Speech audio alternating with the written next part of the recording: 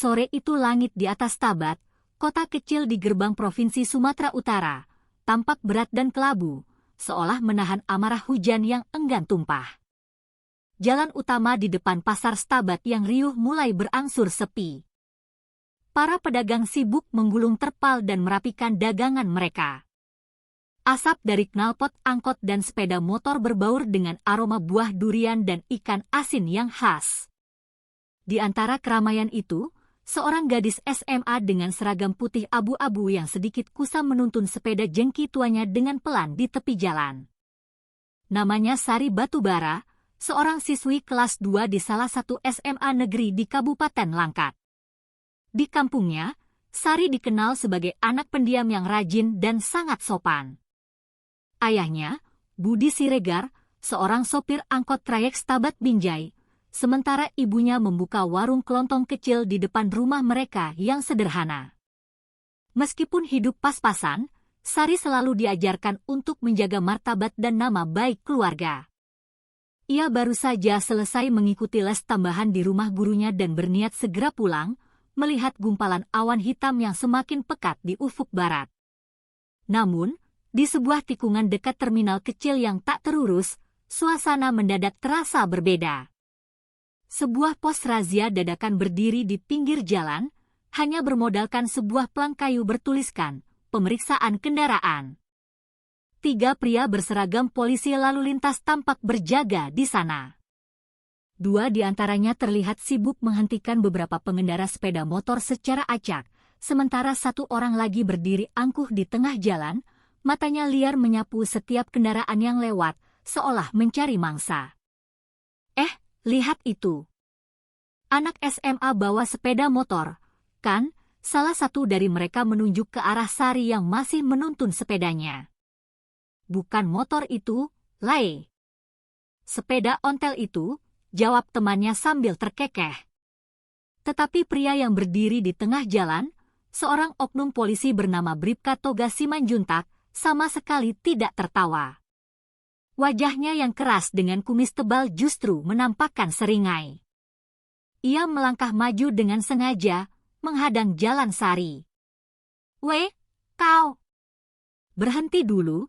Suaranya keras dan berat dengan logat Batak yang kental, membuat beberapa orang di sekitar menoleh. Sari terkejut dan refleks menghentikan langkahnya. Tangannya mencengkeram erat setang sepedanya yang sudah berkarat. "Iya, Pak." "Ada apa ya?" tanyanya dengan sopan, menundukkan kepala. Bribka Simanjuntak menatapnya dari ujung rambut hingga ujung sepatu dengan tatapan merendahkan, lalu mendengus. "Bawa surat-surat kendaraan kau." "Ini sepeda, Pak." "Tidak pakai surat," jawab Sari dengan suara pelan, berusaha menyembunyikan kegugupannya. "Jangan melawan kau." "Sudah tahu salah, masih berani menjawab," bentak Simanjuntak sambil melangkah lebih dekat, membuat Sari mundur selangkah. Beberapa pedagang di sekitar pasar mulai memperhatikan. Seorang ibu penjual sayur berbisik pada temannya, "Itu, si Toga lagi cari-cari masalah. Kemarin saja tukang becak yang tidak salah apa-apa dimarahinya sampai nangis." Sari mencoba tetap tenang, meskipun jantungnya berdebar kencang. "Maaf, Pak. Saya hanya mau pulang. Ini sepeda dari rumah, bukan kendaraan bermotor." Tetapi Bribka Simanjuntak tampaknya tuli. Ia justru meraih tas sekolah Sari yang lusuh dan merogoh isinya dengan kasar tanpa izin. "Apa ini? Mau menyembunyikan apa kau?" "Narkoba, ya," katanya dengan nada menuduh, mengeluarkan beberapa buku pelajaran. Sari spontan menahan tangannya. "Pak, jangan asal buka tas saya. Itu buku-buku sekolah saya." "Kurang ajar kau sama aparat," bentak Simanjuntak lebih keras, mendorong bahu Sari hingga gadis itu sedikit terhuyung. Beberapa warga mulai mendekat, membentuk kerumunan kecil. Namun, tak ada yang berani menegur secara langsung. Nama Bribka Toga Simanjuntak sudah terkenal di seantero Stabat. polisi yang gemar mencari perkara dan memanfaatkan seragamnya untuk menakut-nakuti warga kecil demi uang rokok. Namun hari itu, semesta tampaknya berpihak pada yang lemah. Dari arah seberang jalan, sebuah mobil Kijang Innova hitam berhenti perlahan. Dari dalamnya keluar seorang pria berjaket kulit hitam dengan perawakan tegap dan wajah yang tegas. Ia tidak tampak seperti warga biasa. Gerak-geriknya tenang namun mantap, pandangannya tajam, dan auranya memancarkan wibawa yang tak bisa diabaikan. Pria itu mendekat ke arah kerumunan dan bertanya pada salah satu pedagang dengan suara rendah, "Ada apa ini, Bu?" "Itu, Pak." Polisi toga itu lagi, memarahi anak sekolah. "Kasihan sekali, padahal anaknya sopan," jawab si pedagang pelan. Pria itu mengangguk singkat, lalu berjalan menembus kerumunan, mendekat ke arah Simanjuntak dan Sari. Ia berdiri diam beberapa meter di belakang mereka, mengamati. "Pak, mohon jangan kasar," ucap Sari, suaranya bergetar menahan air mata. "Saya tidak salah apa-apa." Bribka Simanjuntak tertawa sinis. "Kau pikir aku peduli dengan omongan anak ingusan sepertimu? Aku ini aparat negara. Kalau kau melawan, bisa kubawa kau ke kantor sekarang juga." Pria berjaket hitam itu akhirnya angkat bicara. Suaranya dalam dan tenang, namun terdengar jelas di tengah keributan. Aparat negara bukan berarti bisa bertindak seenaknya terhadap warga, apalagi terhadap anak di bawah umur. Simanjuntak menoleh dengan kesal. Siapa kau? Jangan ikut campur urusan polisi." Pria itu menatapnya lurus, tatapannya menusuk. "Saya bisa tunjukkan surat tugas saya kalau perlu. Tapi sebelumnya, saya mau lihat dulu surat perintah razia resmi Anda, mana?" Simanjuntak terdiam sejenak, raut wajahnya berubah. Ia berusaha menutupi kegugupannya dengan tawa yang dipaksakan. "Surat apa?" "Ini operasi rutin biasa." Namun, nada bicara pria itu berubah menjadi dingin. Ia mengeluarkan sesuatu dari saku jaketnya. Sebuah kartu identitas berwarna hijau tua dengan logo Tribrata yang langsung membuat dua polisi lain di belakang Simanjuntak menelan ludah. "Nama saya Ardiansyah Nasution, komisaris polisi dari Propam Polda Sumatera Utara," katanya pelan namun setiap katanya terdengar tegas. "Dan saya sudah beberapa minggu ini menerima laporan tentang adanya razia ilegal di sekitar Stabat." Kelihatannya laporan itu benar adanya. Wajah Bribka Toga Simanjuntak langsung pucat pasi. Ia berusaha keras menahan ekspresinya, tapi tangannya yang terkepal mulai gemetar. Dua rekannya mundur perlahan, tak berani menatap dan pura-pura sibuk mengatur lalu lintas. Sementara itu, Sari hanya bisa berdiri terpaku, mulutnya sedikit terbuka. Ia tidak menyangka pria yang tiba-tiba muncul membelanya ternyata seorang perwira polisi, bahkan dari Propam. "Jadi, ini yang Anda sebut operasi resmi," lanjut Kompol Ardiansyah. "Tanpa surat perintah, tanpa didampingi saksi dari satuan lalu lintas yang berwenang, dan Anda menghentikan seorang anak sekolah yang bahkan tidak mengendarai motor." Simanjuntak mencoba membela diri dengan suara terbata-bata. "Maaf, Pak Kompol. Saya cuma salah paham." "Diam!" Suara Ardiansyah meninggi, tajam seperti silet. "Anda barusan mendorong dan membuka tas seorang siswi tanpa izin. Itu sudah masuk kategori pelecehan dan penyalahgunaan wewenang. Anda pikir warga tidak punya hak?" Warga sekitar mulai berbisik-bisik. Beberapa dari mereka bahkan sudah merekam kejadian itu dengan ponsel mereka sejak tadi. Sari masih diam menunduk, masih syok dengan kejadian barusan. Kompol Ardiansyah kemudian menoleh padanya, suaranya berubah lembut. "Kamu tidak apa-apa, Dik?" "Tidak, Pak. Cuma kaget," jawab Sari pelan. "Baik, kamu bisa pulang sekarang. Nanti kalau ada yang mengganggumu lagi, kamu bisa lapor langsung ke kantor propam. Ini nomor saya. Ia menuliskan nomor ponselnya di secarik kertas kecil dan menyerahkannya pada Sari. Bribka Simanjuntak menatap pemandangan itu dengan wajah tegang dan penuh penyesalan. Pak, saya mohon maaf. Tadi saya hanya salah paham. Tapi Ardiansyah tidak menjawabnya. Ia hanya memandangi Simanjuntak dengan tatapan dingin untuk waktu yang lama, kemudian berkata, kamu dan 2 rekanmu ikut saya ke kantor sekarang. Kita lihat di sana, seberapa banyak operasi rutin yang sudah kalian lakukan selama ini.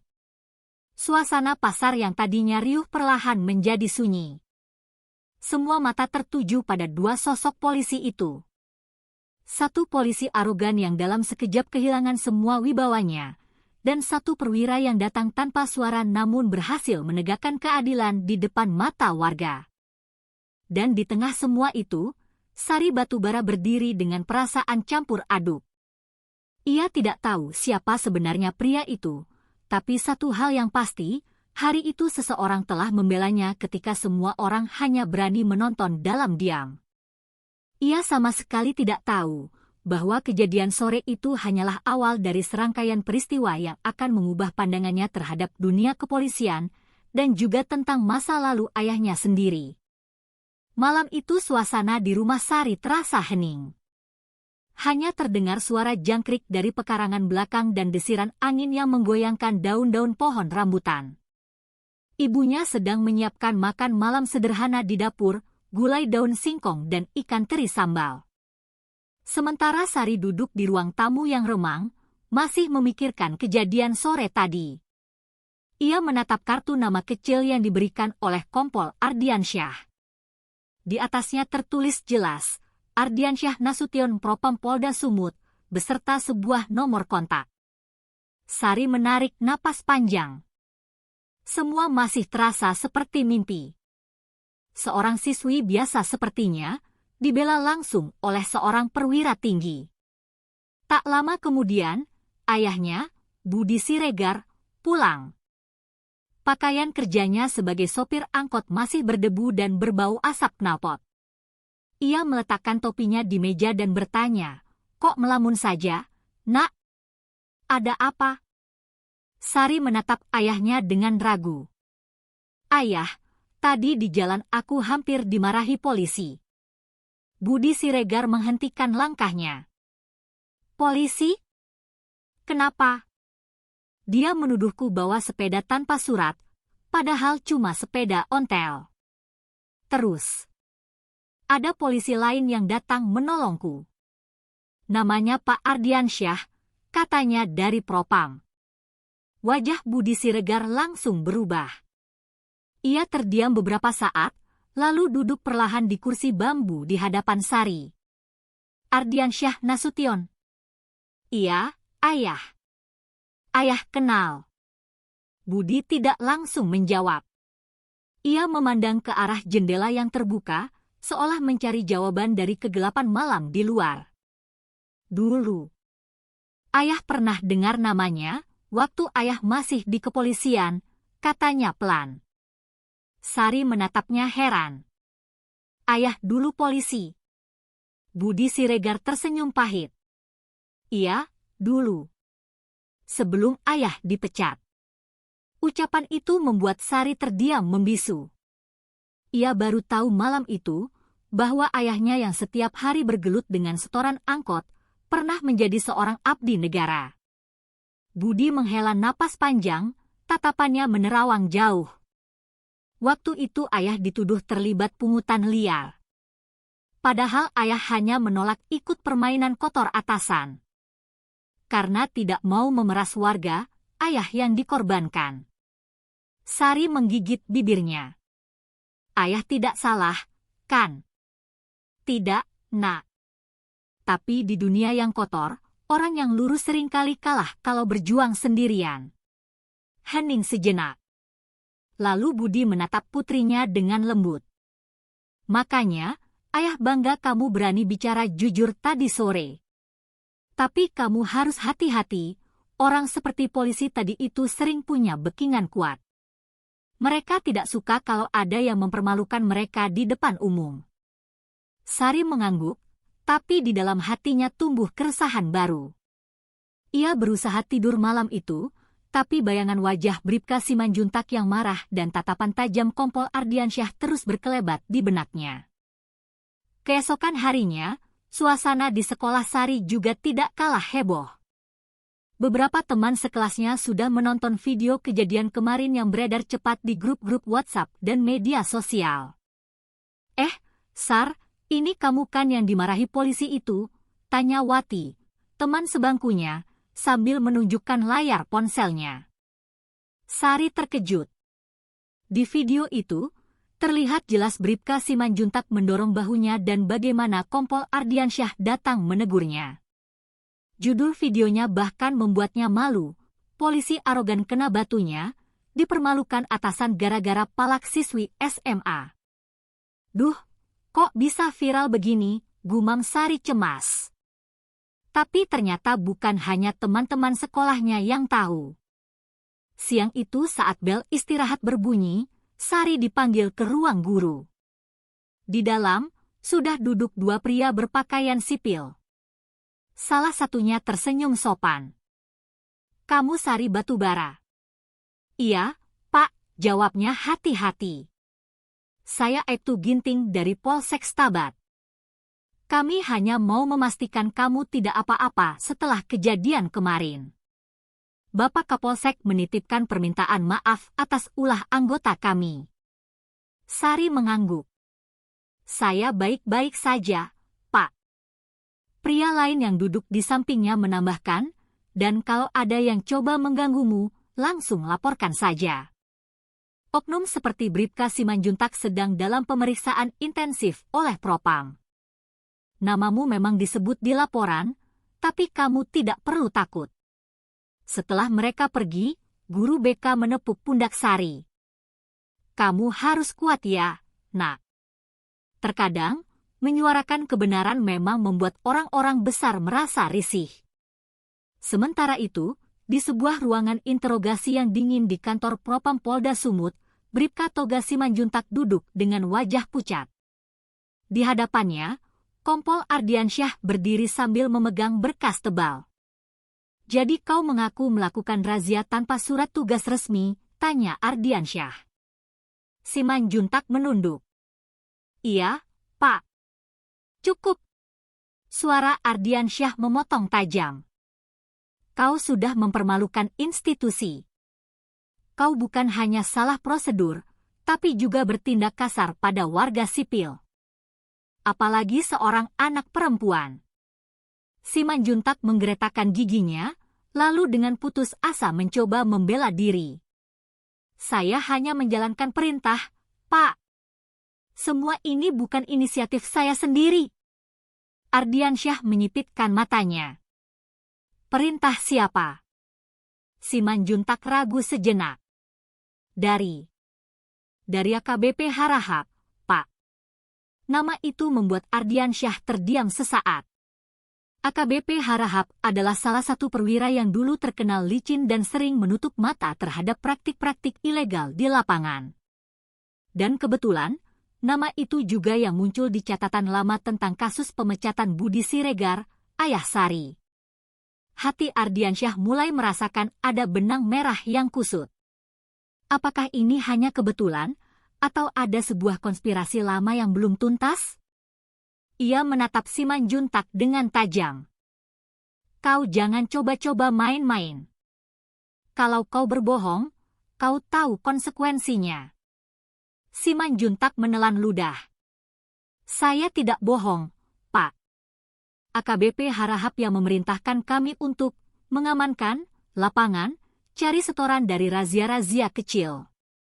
Katanya itu bagian dari pengawasan wilayah. Ardiansyah menutup berkas itu perlahan, lalu menatap keluar jendela. Dalam hatinya ia bergumam, jadi, ini semua belum selesai. Sore harinya, setelah selesai bertugas, Ardiansyah memutuskan untuk mampir ke rumah Sari. Ia ingin memastikan gadis itu benar-benar aman, sekaligus ingin menggali informasi tentang sesuatu yang sudah mengganjal pikirannya sejak kemarin. Rumah sederhana di gang kecil itu menyambutnya dengan suasana hangat. Ibu Sari yang ramah mempersilakannya masuk. "Silakan duduk, Pak." Sari masih di kamar, "Sebentar ya." Tak lama kemudian, Budi Siregar muncul dari dapur. Begitu melihat Ardiansyah, ia langsung menatapnya lekat, seperti seseorang yang baru saja melihat hantu dari masa lalunya. "Kompol Ardiansyah Nasution?" tanya Budi pelan. Ardiansyah mengangguk. "Betul, Bapak Budi Siregar." Budi tersenyum tipis. "Kita pernah satu angkatan di pendidikan dulu, masih ingat?" Ardiansyah terdiam sejenak, mencoba mengingat-ingat, lalu perlahan wajahnya berubah terkejut. "Budi Siregar. Tentu saja aku ingat. Yang dulu kubela waktu hampir dijebak kasus pungli itu." Budi mengangguk. "Aku kira kau sudah pindah dari Sumatera." "Tidak. Aku hanya berhenti berjuang lewat seragam. Sekarang aku cukup hidup jujur untuk menghidupi keluarga." Keduanya terdiam beberapa detik, lalu Ardiansyah berkata pelan, "Ternyata dunia ini sempit sekali. Anakmu yang kutolong kemarin." Budi tersenyum lelah. Mungkin Tuhan memang punya cara yang aneh untuk mempertemukan kembali orang-orang lama. Namun sebelum Ardiansyah sempat menjawab, suara langkah kecil terdengar dari belakang. Sari muncul membawa 2 gelas teh hangat. "Maaf, Pak. Saya buatkan teh dulu." Ardiansyah tersenyum. "Terima kasih, Sari. Kamu baik sekali." Saat itu, Budi menatap Ardiansyah dengan tatapan yang dalam. "Ardi, kalau boleh jujur, apa kasus Bribka Simanjuntak itu hanya tentang razia?" Ardiansyah menggeleng pelan. "Tidak, Bud. Aku curiga ada jaringan pungli yang lebih besar di baliknya. Dan salah satu nama yang muncul dalam pemeriksaan adalah orang yang dulu menjebakmu." Budi tertegun. "Harahap." Ardiansyah mengangguk. "Ya. Dan sekarang jabatannya sudah HKBP. Kalau dugaanku benar, kasus anakmu ini bisa membuka semuanya." Ruangan kembali hening. Sari memandangi 2 pria itu bergantian. Ia baru sadar bahwa yang sedang mereka bicarakan bukan sekadar razia liar. Ini tentang luka lama ayahnya yang belum sembuh. Budi Siregar akhirnya berkata, "Kalau begitu, aku siap bantu. Tapi janji satu hal, Ardi. Jangan sampai anakku ikut terseret lebih jauh." Ardiansyah menatapnya tegas. "Aku janji, Bud. Tapi mungkin dia sudah terlibat lebih jauh dari yang kita kira." Budi menoleh cepat. "Maksudmu?" Ardiansyah menarik napas panjang. Video yang beredar itu sudah viral, dan nama Sari sudah muncul di laporan media internal. Itu berarti Harahap pasti sudah tahu siapa gadis yang mempermalukan anak buahnya. Sari menatap Ardiansyah dengan wajah cemas. "Jadi, saya bisa dalam bahaya, Pak." Ardiansyah tidak langsung menjawab. Ia hanya menatap jauh, penuh pikiran. "Kamu harus berhati-hati, Sari. Terkadang, sebuah keberanian kecil bisa mengguncang sebuah kekuasaan besar yang korup." Di luar rumah, langit mulai gelap. Angin berhembus membawa aroma tanah basah. Hujan pertama akhirnya turun malam itu. Pelan tapi deras. Seolah alam pun tahu bahwa badai yang sesungguhnya baru akan dimulai. Hujan malam itu turun tanpa henti, membasahi tanah langkat. Suara rintiknya yang menimpa atap seng rumah Sari bercampur dengan gelegar petir di kejauhan. Sari belum bisa tidur. Di kamar kecilnya yang diterangi lampu meja redup, ia menatap butiran air di jendela, mencoba menenangkan pikirannya yang kalut. Sejak Kompol Ardiansyah datang sore tadi dan bicara tentang bahaya yang mungkin mengintainya, Sari tak bisa berhenti merasa diawasi. Kata-kata AKBP Harahap pasti sudah tahu, terus bergema di kepalanya. Ia memeluk bantalnya erat, berharap semua ini hanya mimpi buruk. Di luar sana, di bawah guyuran hujan, sebuah sepeda motor berhenti tak jauh dari gang rumahnya. Dua pria berpakaian hitam duduk di atasnya, helm mereka menutupi wajah. Salah satunya menyalakan rokok, asapnya menyatu dengan kabut malam. Ini rumahnya, kan? Anak SMA yang bikin ribut itu, ucap pria berjaket hitam pelan. Perintah dari Bapak, gimana? Tanya yang satu lagi. Katanya cuma kasih peringatan. Jangan sampai viralnya makin besar dan dia buka mulut lagi. Mereka berdua saling berpandangan, lalu mematikan mesin motor. Menunggu. Membiarkan waktu berjalan sambil mengawasi rumah kecil di ujung gang itu. Pagi harinya, Sari berangkat sekolah seperti biasa. Tapi kali ini ayahnya, Budi, bersikeras mengantarnya dengan sepeda motor tua mereka. Ayah tidak mau ambil risiko, katanya tegas. Sepanjang jalan, Budi lebih banyak diam. Hanya sesekali matanya melirik tajam ke kaca spion. Ia merasa ada sesuatu yang tak beres. Sebuah motor hitam di belakang mereka seperti sengaja menjaga jarak, tapi terus mengikuti. Setelah menurunkan Sari di depan gerbang sekolah, Budi berbalik arah dan memacu motornya ke arah pasar. Matanya tetap awas, mencoba memastikan bayangan tadi benar-benar pergi. Sayangnya, motor hitam itu berbelok ke gang lain dan menghilang begitu saja. Sementara itu, di sekolah suasana semakin ramai. Beberapa wartawan dari media lokal sudah menunggu di depan gerbang. Rupanya video Sari dan Bribka Simanjuntak kini telah diangkat oleh beberapa portal berita online nasional. Adik Sari, benar Anda yang ada di video itu? Tanya salah satu wartawan sambil menyodorkan mikrofon. Sari mundur selangkah, gugup. Saya tidak mau bicara soal itu, Pak. Seorang guru piket buru-buru datang melindunginya dan membawa Sari masuk. Di ruang guru, kepala sekolah, Pak Ginting, sudah menunggu dengan ekspresi serius. Sari, kamu sekarang jadi perhatian publik. Kami sudah dapat telepon dari Dinas Pendidikan, bahkan dari pihak Polres, katanya hati-hati. Sari menunduk. Maaf, Pak. Saya tidak bermaksud membuat masalah. Pak Ginting menggeleng. Kamu tidak salah, Nak. Tapi mulai sekarang, kamu harus lebih berhati-hati. Dunia di luar sana bisa lebih kejam dari yang kamu kira. Di saat yang sama, di kantor Propam, Kompol Ardiansyah duduk menatap beberapa lembar foto yang baru ia terima. Di dalamnya terdapat gambar dua orang pria berpakaian sipil, hasil tangkapan kamera CCTV dari sebuah toko di dekat rumah Sari. Ini dua orang yang nongkrong di gang rumahnya semalam, Komandan, lapor anak buahnya. Kami curiga mereka orang suruhan AKBP Harahap. Ardiansyah mengetuk-ngetuk meja pelan.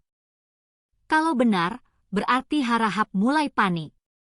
Dia mau menekan saksi sebelum aku membuka bukti-bukti yang lain. Ia berdiri dari kursinya. Siapkan tim pengawasan. Aku mau turun langsung ke lapangan sore ini. Sore itu, Budi Siregar sedang memperbaiki rantai angkotnya yang lepas di depan rumah ketika Ardiansyah datang lagi. Bud, boleh bicara sebentar? Budi mengangguk. Masuk, Ardi. Sari masih di sekolah, nanti pulang jam 4. Aku datang bukan cuma untuk Sari, kata Ardiansyah pelan. Aku mau minta tolong padamu. Budi menatapnya serius. Apa yang bisa ku bantu? Ardiansyah membuka map coklat berisi foto dan beberapa dokumen lama. Ini data kasusmu dulu. Waktu kau masih di satuan lalu lintas. Ada laporan yang dulu ditutup tiba-tiba, padahal isinya cukup berat. Semua tanda tangan penghentian penyelidikan mengarah ke satu orang. Harahap. Budi menatap berkas itu lama. Aku ingat dokumen itu. Tapi waktu itu aku tidak punya salinannya. Semuanya disita sebelum aku sempat membela diri. Ardiansyah mengangguk. Kalau kita bisa buktikan dokumen ini asli dan menunjukkan keterlibatan Harahap, maka bukan cuma nama baikmu yang bisa bersih, tapi sistem busuk di sini juga bisa kita bongkar. Budi menatap lantai, lalu berkata lirih, Ardi, kau tahu konsekuensinya? Harahap punya banyak orang di belakangnya. Orang-orang yang rela melakukan apa saja demi uang. Ardiansyah menatapnya mantap. Aku tahu. Tapi aku tidak bisa tutup mata lagi. Kalau kita diam, orang-orang seperti Sarimu akan terus jadi korban. Budi terdiam lama. Akhirnya, ia mengangguk pelan. Baiklah, aku bantu. Sore mulai berganti senja. Langit berwarna jingga keunguan. Tapi suasana hati Sari terasa gelap. Saat pulang, ia merasa ada sesuatu yang aneh di jalan kecil menuju rumahnya. Biasanya gang itu ramai anak-anak bermain bola, tapi kali ini sepi. Udara terasa berat. Tiba-tiba dari ujung jalan muncul dua pria berjaket hitam. Wajah mereka sama seperti di foto CCTV yang sedang dipegang Ardiansyah saat itu. Salah satu dari mereka menyeberang jalan, menatap Sari dari jauh. Ini anak yang bikin heboh itu, ya? Sari melangkah mundur. Saya mau lewat saja, Pak. Sebentar, Neng. Kami cuma mau ngobrol sebentar. Sari berbalik hendak lari, tapi tangan salah satu dari mereka sudah lebih dulu menarik tasnya. Jangan macam-macam, ya. Kami disuruh menyampaikan pesan saja. Namun, sebelum mereka sempat bicara lebih jauh, suara deru motor besar terdengar mendekat dengan cepat. Ardiansyah datang bersama dua anggota propam lain. Mereka langsung menghentikan motor tepat di depan gang. Berhenti, teriak Ardiansyah keras. Kedua pria itu panik, mencoba kabur ke arah belakang gang. Tapi anggota Ardiansyah sudah menghadang dari sisi lain. Dalam hitungan detik, mereka berhasil diringkus. Sari terdiam, wajahnya pucat. Ardiansyah mendekat dan menenangkannya. Kamu tidak apa-apa. Sari menggeleng, matanya mulai berkaca-kaca. Mereka mau menyakiti saya, Pak. Aku tahu. Tapi kamu selamat sekarang. Ardiansyah menoleh ke bawah, melihat salah satu dari pria itu menjatuhkan ponsel. Ia memungutnya dan membuka galeri pesan. Di sana ada pesan dari nomor tak dikenal yang disimpan dengan nama Bapak H. Isinya, pastikan anak itu tidak berani buka mulut. Jangan sampai bikin masalah lagi. Kalau perlu, buat dia kapok. Ardiansyah mengepalkan tangannya. Benar dugaanku. Malam itu di kantor propam, interogasi berjalan cepat. Kedua pria itu akhirnya mengaku. Mereka memang dikirim oleh HKBP Harahap untuk menakut-nakuti Sari agar berhenti bicara di media. Kalian sadar perbuatan kalian ini bisa masuk pidana pengancaman? Tanya Ardiansyah dengan wajah dingin. Salah satunya gemetar. Kami cuma disuruh, Pak. Sumpah. Kami dikasih uang 5 juta rupiah buat mengawasi rumah anak itu. 5 juta rupiah. Untuk menghancurkan masa depan seorang gadis SMA, desis Ardiansyah tajam. Kalian pikir harga sebuah keberanian semurah itu? Keduanya tertunduk, tak berani menatap. Setelah interogasi selesai, Ardiansyah duduk di ruangannya sendirian. Ia menatap papan tulis di depannya, penuh catatan dan foto. Di tengahnya, nama AKBP Harahap dilingkari spidol merah. Ia tahu, langkah selanjutnya akan jauh lebih berbahaya. Tapi kali ini bukan hanya soal penegakan hukum, ini soal menebus keadilan yang dulu gagal ia pertahankan untuk sahabat lamanya, Budi Siregar. Di rumah, Budi menatap putrinya yang akhirnya bisa tidur setelah kejadian sore tadi. Wajahnya tampak tenang di balik selimut, tapi Budi tahu hati anaknya pasti masih ketakutan.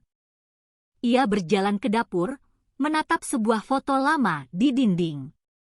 Foto dirinya berseragam polisi, berdiri di samping Ardiansyah dan beberapa rekan satu angkatan. "Dulu aku kalah, Ardi," gumamnya pelan. "Tapi kali ini, aku tidak akan mundur." Ia menatap langit di luar jendela, di mana hujan sudah berhenti, menyisakan bintang-bintang kecil yang muncul malu-malu. Namun jauh di sudut kota Medan, di ruang kerja sebuah rumah mewah, AKBP Harahap sedang menatap layar ponselnya dengan wajah marah. Berani-beraninya mereka buka mulut. Ardiansyah dan Budi Siregar pikir mereka bisa menang melawanku. Ia melempar ponselnya ke meja. Salah satu bawahannya mencoba menenangkan. "Tenang, Pak. Kita masih punya orang di dalam propam juga. Kalau Ardiansyah bergerak terlalu jauh, kita bisa atur." Harahap menatapnya tajam. "Tidak. Kali ini aku yang akan turun tangan langsung." Ia berdiri, mengambil pistol dari laci meja, dan menatap keluar jendela. "Kalau Ardiansyah mau perang, akan kulayani." Di sisi lain kota, Ardiansyah menerima telepon dari Budi. "Ardi," suara Budi terdengar berat. "Sebelum tidur aku mau bilang satu hal." "Apa itu, Bud?" "Kalau sampai aku atau keluargaku kenapa-kenapa, jangan berhenti." Ardiansyah terdiam beberapa detik. "Aku janji, Bud. Sampai tuntas." Hening. Lalu sambungan telepon terputus.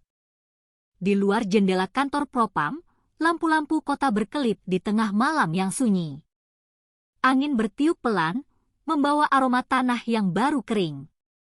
Tapi bagi mereka bertiga, Ardiansyah, Budi, dan Sari, malam itu bukanlah penutup, melainkan awal dari sebuah pertarungan panjang.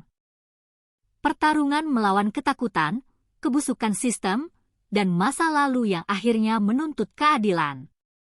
Pagi itu, udara Stabat terasa lebih berat dari biasanya. Awan menggantung rendah, seakan tahu bahwa hari itu akan menjadi hari yang menentukan.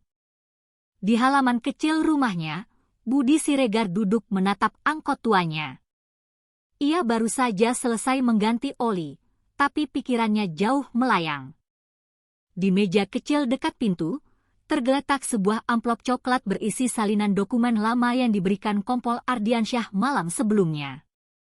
Bukti kunci yang bisa membongkar seluruh jaringan kotor AKBP Harahap. Budi tahu, setelah langkah ini, hidupnya tak akan pernah sama lagi. Sementara itu di Polda Sumut, Ardiansyah tengah bersiap membawa laporan lengkap ke bagian penyidikan pusat. Ia sudah mengantongi pengakuan 2 orang suruhan Harahap, bukti transfer uang, dan laporan razia ilegal selama berbulan-bulan. Semuanya siap untuk membuka kasus resmi. Namun, firasatnya buruk. Malam sebelumnya, seseorang mengintai rumahnya dari kejauhan. Ia tahu permainan kotor tidak akan berhenti begitu saja. Ia memeriksa pistol dinas di laci mobilnya sebelum berangkat. Hari ini selesai, atau semuanya hancur, gumamnya lirih. Di sekolah, Sari berusaha menjalani hari seperti biasa. Tapi teman-temannya masih sering membicarakan video viral itu. "Hebat kali kau, Sar. Bisa bikin polisi sombong itu dipecat," kata Wati dengan nada setengah bercanda. Sari hanya tersenyum kaku. Aku tidak mau jadi viral. Aku cuma ingin semuanya selesai. Namun, ketenangan itu tak berlangsung lama. Sekitar pukul 10 pagi, seorang guru datang tergesa-gesa ke kelas dan berbisik pada Sari, "Nak, ayahmu mau bertemu di depan sekolah." Sari bingung. "Ayah? Tapi tadi pagi dia di rumah."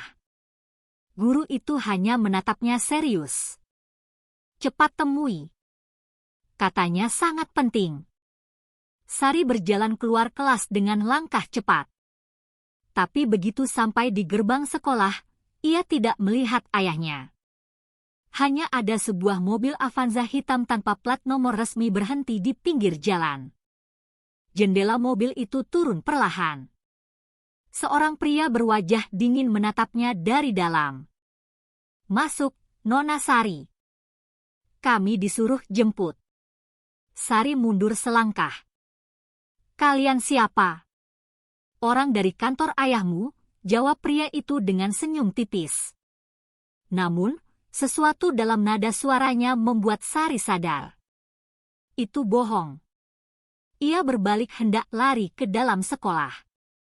Tapi pintu belakang mobil terbuka dan seseorang menariknya masuk dengan cepat. Teriakan Sari tertahan oleh suara mesin mobil yang langsung melaju kencang meninggalkan halaman sekolah. Di saat yang sama, Budi yang sedang bersiap berangkat ke kantor propam menerima panggilan telepon dari nomor tak dikenal. "Budi Siregar, anakmu ada di tangan kami," suara berat terdengar di ujung sana. "Kalau kau masih mau dia hidup, bawa semua dokumen itu ke gudang tua di dekat rel kereta api Stabat.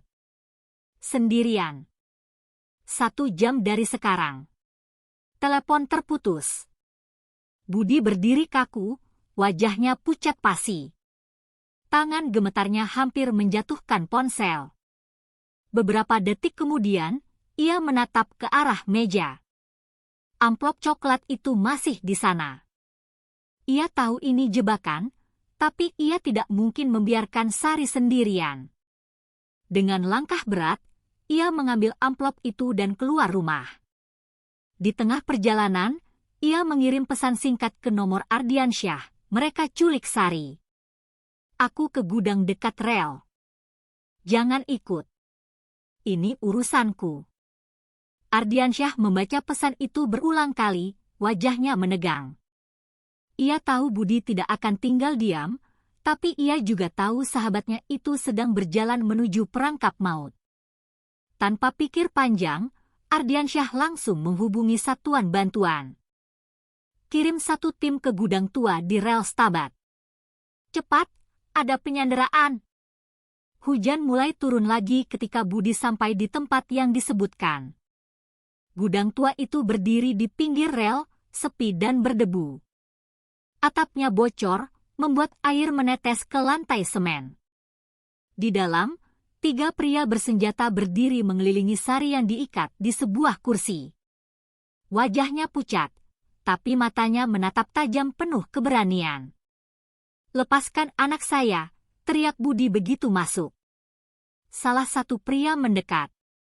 "Amplopnya mana?" Budi mengangkat amplop coklat itu. "Ini." "Tapi lepaskan dulu anak saya." Letakkan di tanah, terus mundur 3 langkah. Budi menuruti. Tapi tiba-tiba dari balik bayangan, muncul AKBP Harahap sendiri. Dengan senyum dingin, ia berjalan mendekat sambil menepuk-nepuk pistol di pinggangnya. "Lama tidak bertemu, Budi. Masih idealis rupanya kau." Budi menatapnya dengan marah. "Kau yang menghancurkan hidupku. Dan sekarang kau mau menyakiti anakku juga." Harahap tertawa kecil. "Kau pikir dunia ini tempat orang jujur sepertimu bisa menang? Dulu kau kujatuhkan karena terlalu bersih. Sekarang aku cuma mau memastikan kau tidak membuat masalah lagi." Sari menangis. "Pak, tolong jangan sakiti ayah." Budi menatap putrinya dengan mata berkaca-kaca. "Tenang, Nak. Tidak akan ada yang menyakiti kita. Tapi sebelum Harahap sempat bicara lagi, suara langkah kaki terdengar dari luar. Lalu pintu gudang mendadak terbuka keras. Ardiansyah masuk dengan pistol terarah. "Letakkan senjata kalian!" "Polisi!" Harahap terkejut, tapi dengan cepat ia menarik Sari ke depan sebagai tameng. "Jangan sok jadi pahlawan, Ardiansyah. Kalau kau tembak, gadis ini yang kena." Ardiansyah menahan napas. Situasi genting. "Lepaskan dia, Harahap," ucap Ardiansyah tegas. "Kau sudah cukup jauh melanggar hukum. Bukti dan pengakuan sudah ada di tanganku." Harahap tertawa. "Bukti bisa hilang, Ardi. Tapi nyawa, sekali hilang tidak bisa kembali." Ia mengarahkan pistolnya ke kepala Sari. Budi berteriak, "Jangan!" Dan tanpa pikir panjang, ia menerjang maju. Dor! Peluru meledak di udara. Suara keras memantul di seluruh gudang. Beberapa detik semua hening. Sari menjerit, "Ayah!" Budi terjatuh di lantai. Darah segar menetes dari bahunya. Ardiansyah segera menembak ke arah kaki Harahap. Pelurunya tepat mengenai sasaran. Harahap jatuh tersungkur, pistolnya terlempar jauh. Tim propam masuk beberapa detik kemudian, melumpuhkan sisa anak buah Harahap. Ardiansyah berlari menghampiri Budi. "Bud, bertahan!" Budi tersenyum lemah. "Aku baik-baik saja. Cuma lewat bahu." Sari memeluk ayahnya erat, menangis di dadanya. "Aku takut sekali, Yah." Budi mengusap kepala putrinya dengan tangan yang berlumuran darah. "Kau hebat, Nak. Jangan pernah takut sama orang jahat. Dunia ini masih punya banyak orang baik." Ardiansyah menatap keduanya dengan mata berkaca-kaca. "Kau selamat, Bud. Semua ini sudah selesai. Harahap sudah ditangkap."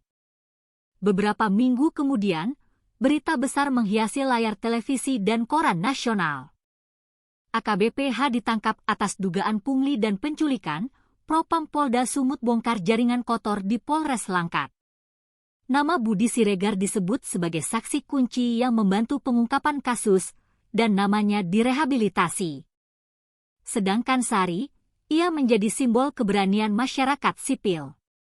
Di sekolah, ia kini dikenal bukan sebagai gadis viral, tapi sebagai gadis yang membuat hukum kembali tegak. Suatu sore, Ardiansyah datang ke rumah mereka. Budi sudah pulih, hanya luka kecil tersisa di bahunya. Mereka duduk di teras sambil minum teh manis. "Bagaimana rasanya, Bud?" tanya Ardiansyah. Budi Siregar tersenyum. "Lega. Akhirnya aku bisa tidur tanpa rasa bersalah." Sari menatap dua pria itu bergantian. "Kalau tidak ada kalian berdua, aku tidak tahu bagaimana nasibku." Ardiansyah tersenyum. "Justru kamu yang harusnya bangga, Sari. Kalau bukan karena keberanianmu melawan waktu itu, semua ini tidak akan pernah terbongkar." Budi menatap putrinya penuh bangga. "Lihat, Nak. Terkadang satu tindakan kecil bisa mengubah banyak hal. Kamu sudah membuktikannya." Hening sesaat. Angin sore berhembus lembut, membawa aroma bunga melati dari halaman depan. Ardiansyah berdiri, bersiap pamit. "Baiklah, aku harus ke kantor. Masih ada laporan akhir yang harus ditandatangani." Budi ikut berdiri, menjabat tangannya erat. "Terima kasih, Ardi. Bukan cuma karena menyelamatkan anakku, tapi karena sudah mengembalikan arti seragam itu." Ardiansyah tersenyum tipis. "Seragam ini tidak jahat, Bud. Orang yang memakainya lah yang terkadang lupa akan maknanya." Mereka saling mengangguk. Ardiansyah lalu melangkah ke mobilnya, sementara Sari berdiri di teras, melambaikan tangan dengan mata berbinar. Malam itu, ketika langit kembali cerah dan bulan bersinar penuh, Sari menulis sesuatu di buku hariannya. Dulu aku takut pada polisi karena seragamnya membuatku merasa kecil. Tapi kini aku tahu, seragam bukanlah masalahnya. Yang terpenting adalah siapa yang mengenakannya, dan untuk siapa ia berdiri. Ia menutup buku itu, menatap langit, dan tersenyum. Hujan sudah berhenti. Dunia memang belum sepenuhnya adil. Tapi setidaknya